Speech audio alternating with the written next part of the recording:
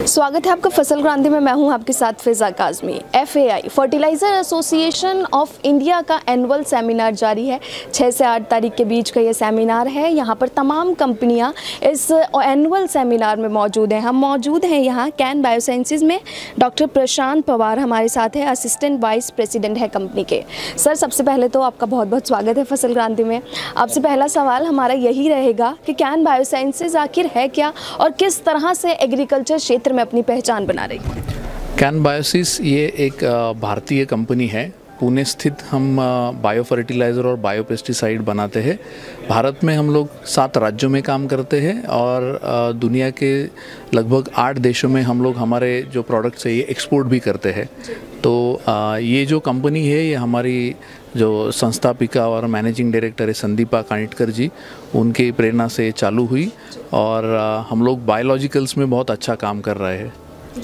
जिस तरह सर ने बताया कि 7 स्टेट्स में मतलब 7 अलग अलग राज्यों में कंपनी काम कर रही है। सर, किसी मुख्य उत्पाद की एक अलग तकनीक के किसानों के लिए बात करें तो वो क्या है? कौन से ऐसे प्रोडक्ट्स हैं जिस पर आप काम कर रहे हैं अभी?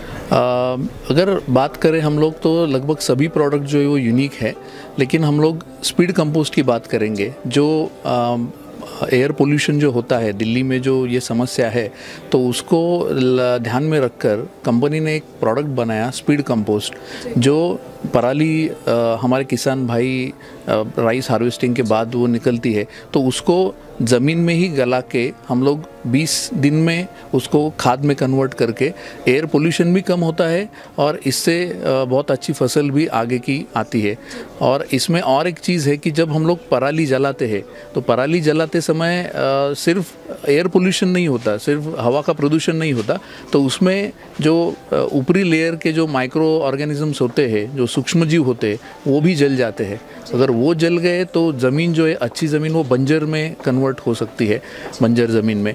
तो ये करने के लिए हम लोग किसान भाइयों को बताते हैं कि स्पीड कंपोस्ट जो है उसका यूज़ अगर यूरिया के साथ करें और उसको अगर हम लोग छिड़काव करके थोड़ा पानी दे दे तो वो ज़मीन में ही गल जाती है और इससे ऑर्गेनिक कार्बन जो है वो भी बढ़ता है और ओवरऑल सॉइल हेल्थ मैनेजमेंट। अभी कल ही अपना सॉइल डे हुआ, तो उसी के चलते मुझे ये बोलना है कि फार्मर्स अगर ये अडॉप्ट करें टेक्नोलॉजी, हम लोग पंजाब हरियाणा में भी काम करते हैं और अलग जगह पे भी काम करते हैं, तो उससे बहुत ज़्यादा फ़ायदा जो है वो किसान भाइयों को मिलेगा। अगर अपनी ज़मीन अच्छी रही तो ही अगली जो पुश्तें आने वाली है उनको हम लोग सक्षम बना सकते हैं, हम उनको निरोगी बना सकते हैं। ये मेरा कहना है आपसे। प्रशांत जी ने बिल्कुल सही बात की है। देखिए, उत्तर प्रदेश, हरियाणा या पंजाब जैसे राज्यों में हर साल हम पराली की समस्या को एक मुख्य समस्या के तौर पर देखते हैं, लेकिन आज कृषि क्षेत्र में लगातार कंपनियां हो या फिर सरकार तमाम तरह के ऐसे उत्पाद लेकर आ रही है या फिर सरकार जो है वो ऐसी योजनाएं लेकर आ रही है जिससे जो किसान हैं अवेयर हो और जो पराली की समस्या है वो दूर हो सके।